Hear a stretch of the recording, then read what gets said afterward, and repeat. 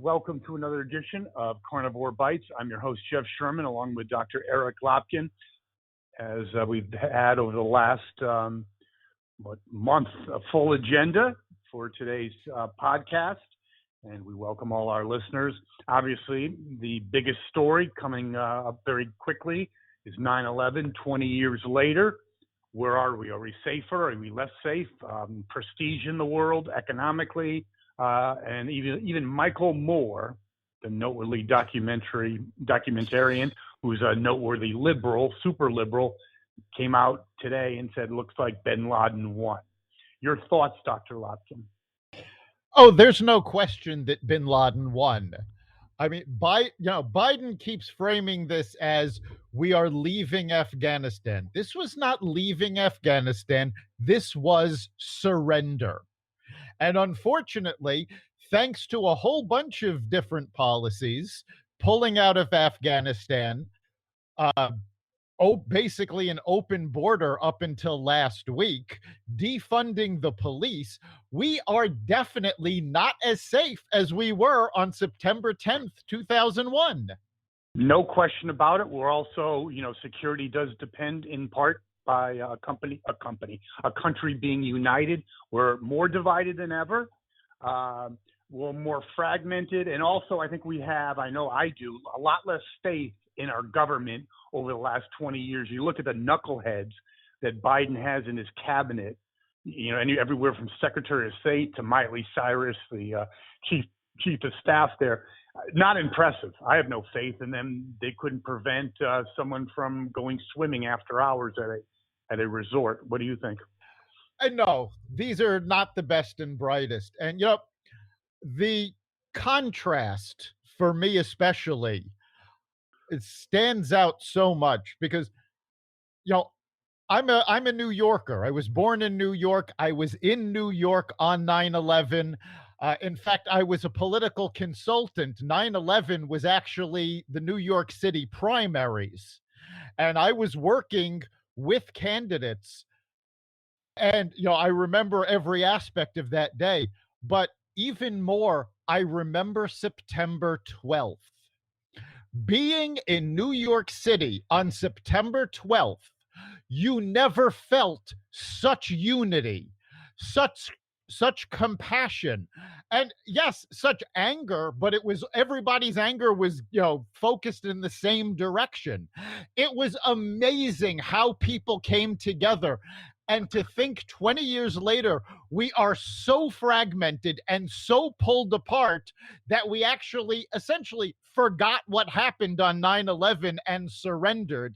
And turned inward. I think Yep, I agree. That's a great analysis.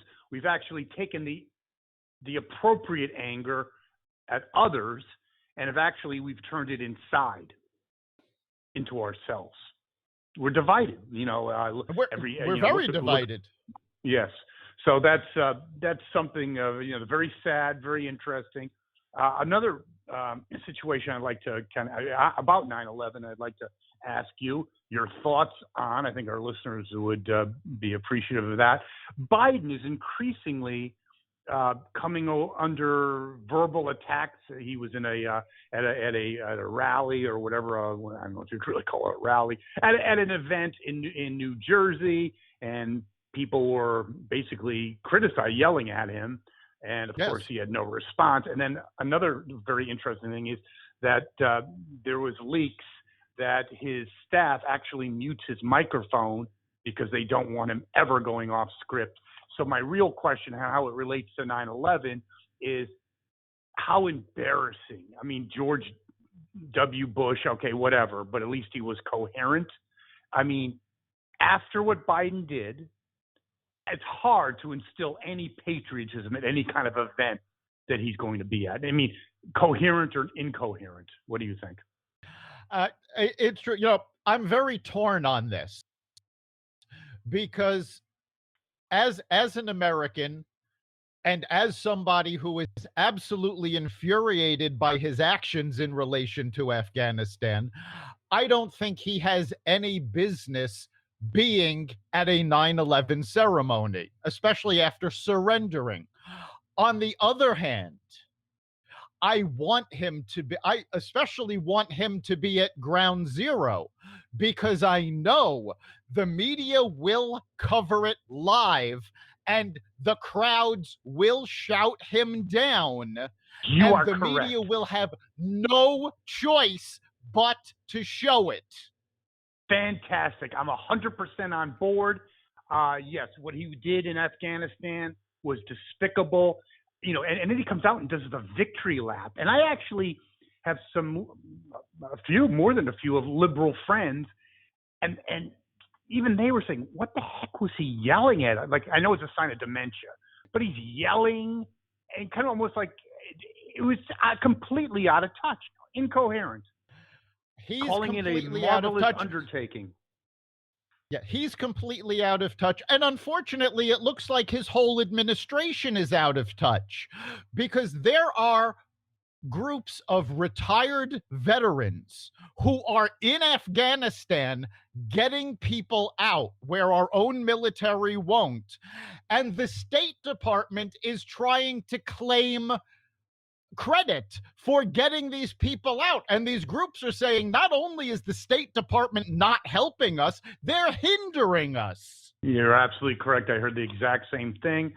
Again, if we had a real free and involved press, we have at least 500 Americans, and some of them, I believe, even high school students or college students.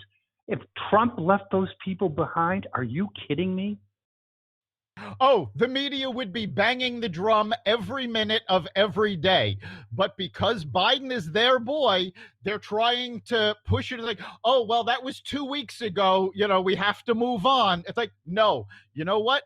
The American people are not moving on, and they're going to make sure that neither does this administration. I think it's a great comment because I find it fascinating. I really do. I'd like you to elaborate on it a little bit more, if you will, because I see my liberal friends not even buying the line that it's yesterday's news. How does that happen? Because they're watching. So are they getting news sources from other media?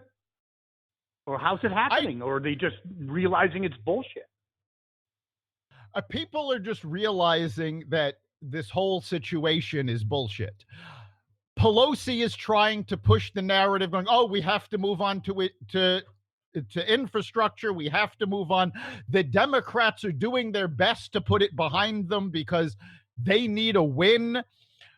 The fact of the matter is the American people, even except for the furthest left, they have separated from the politicians. They're going, no, we are not moving on from this.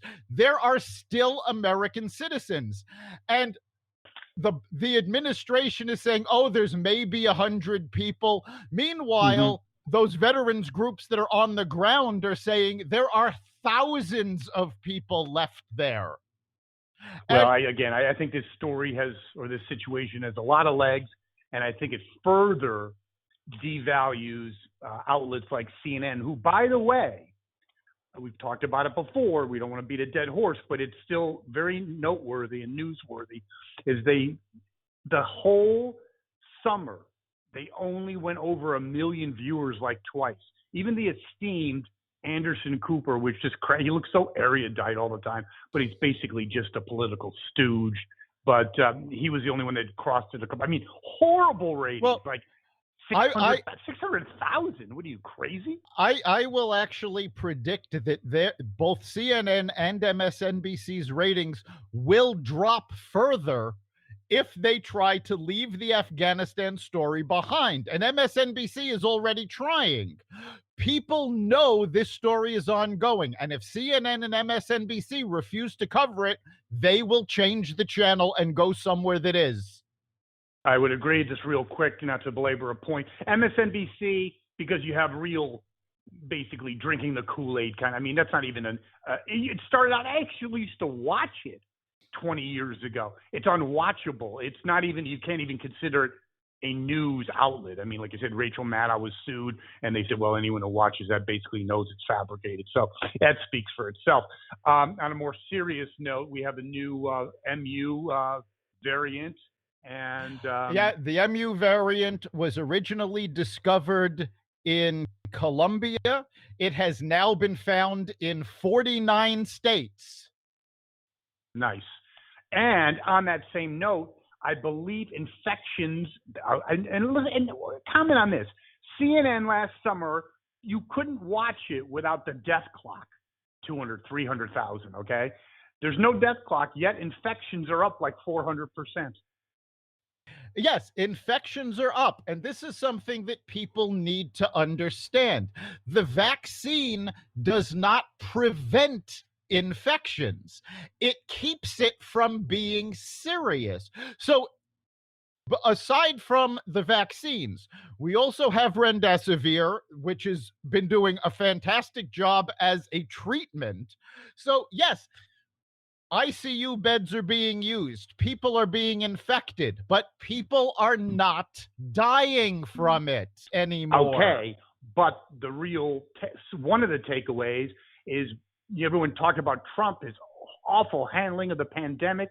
If Biden had the brunt that Trump did, pre-vaccine, we'd be in a lot worse shape. This guy he doesn't even have an FDA.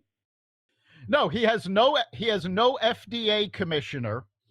And that's one of the reasons people didn't take the vaccine, right? Because they said it was not FDA approved. Right? How dumb can you be? And on top of that, the top 2 FDA officials have left the agency because Biden is pushing these booster shots, and there has been no data submitted to the FDA to justify a third shot. So the Biden administration's going off on his own.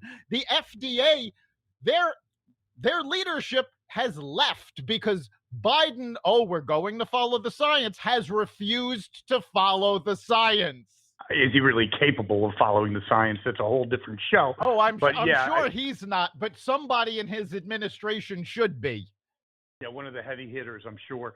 I think it will be interesting, sad, but I think as he gets thrown into these situations that you can't predetermine, you can't have a script.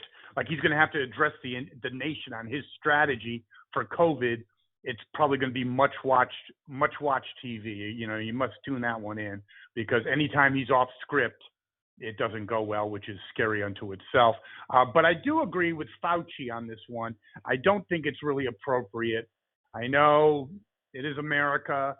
Football is football, but having 110,000 people at a Florida State game, and it could be a little dicey. Your thoughts? Is it going to cause people to get infected? Probably. Yes. Is that necessarily a bad thing? No, because a study came out from Israel showing that being exposed to the COVID virus actually creates 13 times the immunity of the vaccine. So actually, you have a very good point because the people at the game are also very young, so they, already aren't really susceptible to major illnesses. I mean, ramifications, complications. So then it creates that more of a herd situation, possibly. Right, so and most of these people have strong immune systems. Again, they're young. The young tend to have stronger immune systems, and we're not talking about a whole stadium full of people who are unvaccinated. While there may be unvaccinated folks there are also vaccinated folks there. So, I mean, is it the best idea? No. Is it catastrophic? No. Okay, and on that same note, Fauci, I don't know. Is his star more than fallen? Last time, I think three weeks ago, we were talking about it on the show, coming under increased scrutiny for a little bit of, let's just say, mistruth. Yeah, papers came out showing Fauci lied to Congress. The papers were found by The Intercept. Now, for those people who are not familiar with The Intercept, this is not some partisan hack job. The Intercept is a nonprofit organization that does reporting and does investigations. They are incredibly nonpartisan. And they're the ones that got a hold of these leaked emails that showed Fauci knew what was going on at the Wuhan lab. He helped fund the research at the Wuhan lab. He knew what they were doing. So why is he here? He shouldn't be here. And in fact, one of the people that Fauci quoted when he was pushing the theory that this happened in bats and then jumped species was a researcher at the lab who, prior to this, is on videotape. You can probably find it on YouTube at a symposium telling people how easy it is for them to manipulate the COVID genetic structure and manipulate the proteins. That's another scenario where CNN and MSNBC is going to have to cover their ass, aren't they? Because they made him bigger than Elvis and Liberace and 3 others combined, correct? He was the rock star. Oh, absolutely. It was him, Andrew Cuomo, we've seen what happened to him. The fact of the matter is, when the liberal media starts pushing people, you need to look forward because they tend to overlook things. It was the same thing with Biden. I mean, Hunter Biden's laptop. No, that's a non-story. We don't have to cover it. The accusations of rape by Biden's aide. No, she's not believable. We don't have to cover it. They cover for their people. Yes, unlike the Republicans who don't do such a great job. Now, speaking of talent or lack thereof, we have Gavin Newsom, who I heard this on a TV broadcast. It was fantastic. He looks like something out of Central Casting for the president of was that movie with Michael Douglas, The President or whatever it was called? Yeah. And, he's a good-looking guy and, tall, all of the above. A complete moron. Now, Newsom has been a disaster for California. People are fleeing the state. They have a huge homeless problem, a huge unemployment problem. The state's best days are clearly behind it if this is the direction they keep going in. But the liberal elite, especially in Hollywood, they're circling the wagons around him because they are terrified of getting a Republican governor. Oh my God, how terrible that would be. No, you nailed it though. Good for 90% of the population of California, bad for 10 of the out-of-touch Hollywood and high-tech elites. Am I not correct? Absolutely. And I mean, this recall election is such a sham because, first of all, absentee ballots have been sent to every California voter. Now, a number of these ballots have already been found in the car of a convicted felon. So we know there's problems with the ballots. Second of all, what's that? I'm sorry? We know there's problems with the ballots.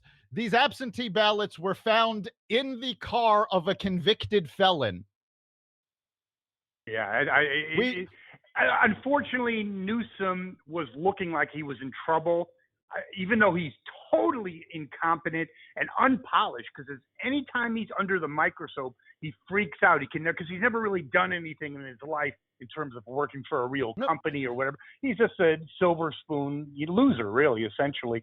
But it looks like the still will hold on, unfortunately, for us and for California. What amazes me about this, and it shows the stupidity of the California liberals, is that they have been attacking Larry Elder, an African American, as being a racist and a white supremacist. And the idiot liberals are falling for it. No, it boggles the mind. If you're not on their side, it's all BS about how their affinity for black people, for Jews. As long as you play the game with them, yeah, you're on the team. Once you stray off the reservation, you're done. So, unfortunately, I had high hopes, but it doesn't look like Larry Elder's going to pull it off, unfortunately, for Californians and for Americans. Um, Switching gears a bit, we have Manchin, who looks like he's not going to support the $3.5 trillion boondoggle, but only with the 1 trillion. Um, I did read an article that was probing the fact or exploring the fact that there may be others, obviously not in the Senate. Of course, Blumenthal would never do that, act in his own or the best interests of Connecticut, but others maybe not in districts that are more leaning towards the red, may not go along with Biden's agenda. If he doesn't get things going very quickly, he's dead in the water. Your comments? Yeah, Manchin wrote an op-ed piece in the Wall Street Journal, and he basically said point blank, he is not going to vote for reconciliation. He is not going to vote for this $3.5 trillion boondoggle. And yes, with it basically means it's dead in the Senate. With that, more moderate Democrats in the House are coming forward and going, no, we can't support spending this right now. So now it looks like they don't even have the votes to get it past the House. So this whole thing is a wish list for the radical left. But with Biden being so weak, people are no longer willing to just go along with what's coming down. So you're seeing Democrats go, no, we can't vote for this. You have to make this something that's actually valuable. And there's almost nothing of value in that $3.5 trillion bill. Most irresponsible piece. We're already in a high inflation environment. We're already $20 trillion in debt. This is, Nancy Pelosi, does she really ever have the best interests of this country in her mind? Or is it all about expanding the liberal base? It's all about expanding the liberal base. And the one thing, and I think this is something that's in the back of the minds of the moderate Democrats, is that let's assume that this wish list passes. Aside from the ridiculous amount of debt it's going to take on, the same administration that just screwed up Afghanistan is going to be responsible for implementing it. Do you really believe they're going to be able to implement anything well? You're handing $3.5 trillion in spending to a bunch of morons. 100% agree. Last question on this issue. Manchin, where does he go? I mean, he's West Virginia, pretty conservative. Does he have a place in the Democratic Party, or does he bolt? Or does he get more limelight by staying where he's staying? I think he stays where he is because he is going to get a lot more attention as the lone Democrat in the Senate holding out rather than just another Republican. But he knows his constituents. West Virginia went heavily for Trump. It is not a blue state by any stretch of the imagination. And his constituents don't want all of this spending. But more importantly, that $3.5 trillion bill is specifically designed to cripple the economy of West Virginia. West Virginia is coal country. This Green New Deal will take away their jobs, not replace them with anything, and decimate West Virginia's economy. Well, that's one of our first discussion points when we talk about the transformation. I don't know if he ever was nice or, lunch pail Joe and all that crap, but he's a very vindictive, spiteful, and uncaring person. When he cut the Keystone Pipeline, he goes, well, they can get another job. How out of another $100,000 job, so I'm sure he doesn't really care about the West Virginia coal miners. There is the abortion bill in Texas, according to Dick Morse, again, a flawed messenger, but it does have some good insights from time to time. Thinks it's a net negative for the Republican Party. Your thoughts?